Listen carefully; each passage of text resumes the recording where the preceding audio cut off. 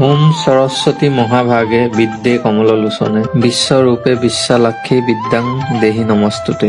উল্লেখিত দেৱী মন্ত্ৰফাঁকি সাৰোগত কৰিয়েই ইতিমধ্যে 25 বছৰত ভৰি থোৱা কাৰিকৰী শিক্ষাৰ অগ্ৰণী শিক্ষা প্ৰতিষ্ঠান গুৱাহাটী ইনষ্টিটিউট অফ টেকনলজিয়ে চমুকৈ GITয়ে বিগত বৰ্ষসমূহৰ দৰে এইবাৰো যোৱা 2 ফেব্ৰুৱাৰীত বিদ্যাৰ অধিষ্ঠাত্ৰী দেৱী সৰস্বতীৰ পূজাভাগ অনুষ্ঠিত কৰে। পূজাভাগত আমাৰ শিক্ষা প্ৰতিষ্ঠানৰ ছাত্ৰ-ছাত্ৰীসকলৰ লগতে সমূহ শিক্ষক-শিক্ষয়িত্ৰী আৰু কৰ্মচাৰীবৃন্দ উপস্থিত থাকি বিভিন্ন প্ৰকাৰে সহায় সহযোগিতা আগবঢ়ায়। কেইবাজনো প্ৰাক্তন ছাত্ৰ-ছাত্ৰীৰ লগতে আমন্ত্ৰিত অতিথিসকলেও পূজাত উপস্থিত থাকে।